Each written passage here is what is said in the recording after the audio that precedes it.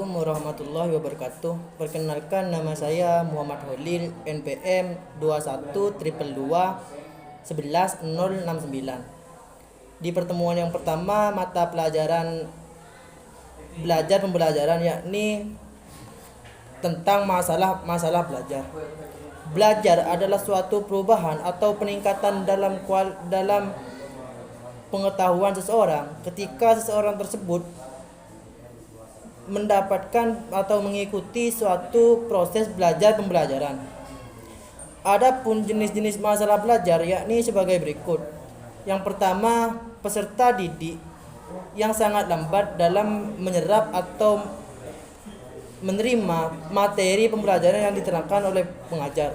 Yang kedua adalah peserta didik yang kurang motivasi dalam proses belajar pengajaran sehingga peserta didik tersebut susah untuk menangkap materi tersebut. Yang ketiga adalah peserta didik yang kurang motivasi dalam mengikuti proses belajar mengajar. Adapun faktor-faktor internal ataupun eksternal yang dapat memengaruhi peserta didik dalam proses belajar mengajar yakni antara lain faktor internalnya adalah motivasi dalam belajar. Yang kedua adalah konsentrasi belajar, dan yang ketiga adalah kemampuan mengolah bahan pengajaran yang telah ia dapat. Adapun faktor eksternalnya yakni adalah lingkungan sosial di lingkungan sekolah. Yang kedua adalah sarana dan prasarana pembelajaran sendiri, dan yang ketiga adalah kebijakan penilaian. Adapun beberapa cara yang digunakan untuk meminimalisir masalah dalam kegiatan belajar mengajar di sekolah. Yang pertama adalah memberikan angka atau nilai kepada peserta didik. Yang kedua adalah memberikan suatu penghargaan atau hadiah kepada peserta didik yang dapat atau memiliki prestasi yang unggul. Yang ketiga adalah kompetisi, dan keempat adalah memberi ulangan. Adapun di pertemuan yang kedua yakni adalah pertemuan tentang model-model pembelajaran, yang mana model pembelajaran adalah suatu sistem yang dirancang oleh pengajar untuk diterapkan dalam proses belajar mengajar itu sendiri. Adapun ciri-ciri dari model pembelajaran tersebut yakni sebagai berikut. Yang pertama, memiliki sistem atau prosedur atau rancangan atau kegiatan yang sudah terstruktur oleh pengajar. Yang kedua adalah menentukan hasil dari belajar itu sendiri. Dan yang ketiga adalah penetapan lingkungan secara khusus atau lingkungan untuk melakukan proses belajar mengajar tersebut harus sudah ditentukan. Yang ketiga adalah mengukur seberapa besar keberhasilan dalam melakukan proses pembelajaran itu sendiri.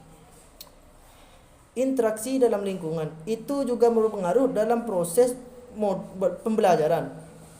Adapun jenis-jenis pembelajaran yakni banyak, antara lain seperti model pembelajaran berbasis masalah, model pembelajaran kooperatif, model pembelajaran project based learning, dan model pembelajaran PAIKEM. Dan yang pertemuan yang ketiga yakni membahas tentang keefektifan dan kekurangan learning atau model pembelajaran learning. E-learning adalah proses instruksi yang menggunakan peralatan elektronik dalam menciptakan atau membantu berjalannya suatu proses pembelajaran. Adapun fungsi e-learning yaitu sebagai suplemen, yang kedua yakni sebagai komplement, dan yang ketiga sebagai substitusi dan lain-lain. Pembelajaran e-learning ini juga memiliki kelebihan dan kekurangannya juga. Antara kelebihannya yakni antara lain seperti lebih efisien dalam waktu bila mana peserta didik jauh dari tempat belajar. Yang kedua adalah merubah peran guru jadi lebih efektif, dan yang ketiga yakni adalah pengajar dan peserta didik tidak dapat melakukan interaksi atau diskusi melalui internet.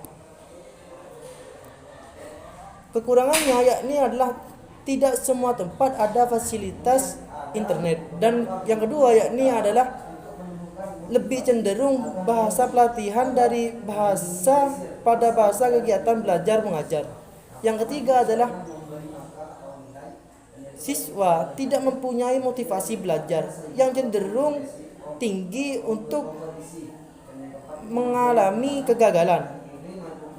Dan di pertemuan yang keempat, yakni adalah membahas tentang evaluasi belajar dan pembelajaran.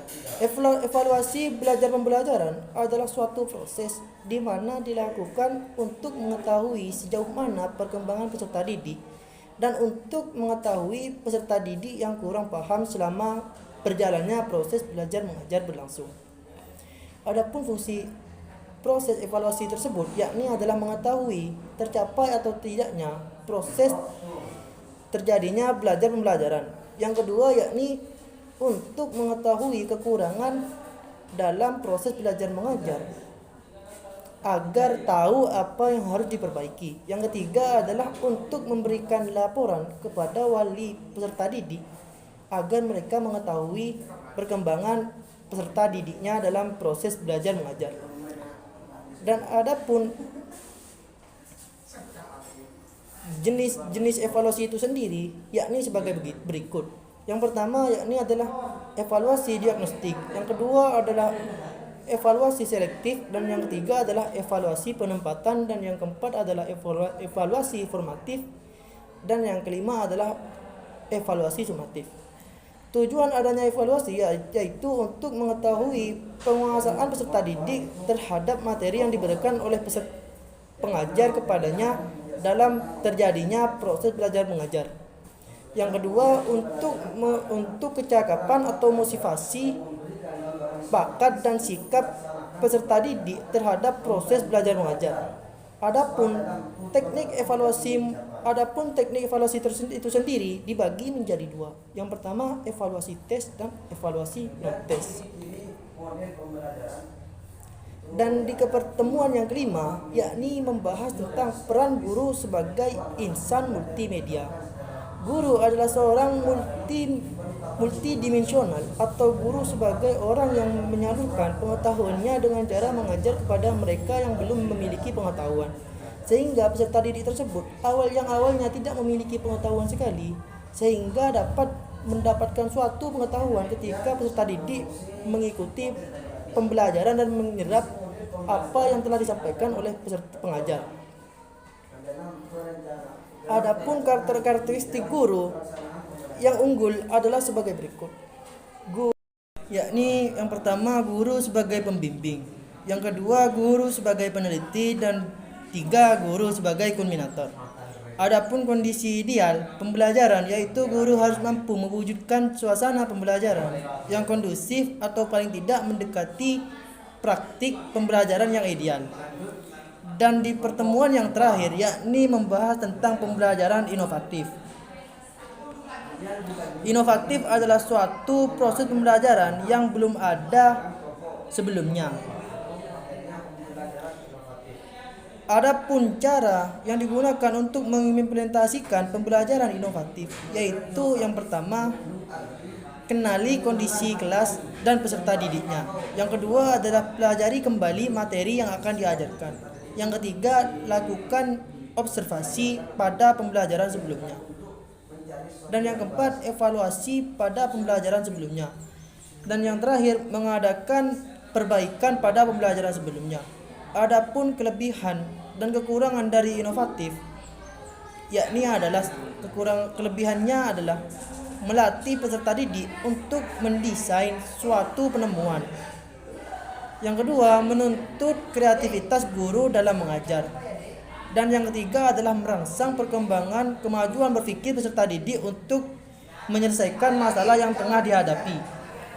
Dan adapun kelemahan inovatif itu sendiri yaitu adalah peserta didik yang kurang aktif dalam proses pembelajaran akan semakin tertinggal. Yang kedua adalah kurangnya kreativitas guru. Dan yang ketiga adalah memerlukan alokasi waktu yang lebih panjang dibandingkan dengan metode pembelajaran yang lain. Mungkin sekian dari saya, kurang lebihnya mohon maaf. Wassalamualaikum warahmatullahi wabarakatuh.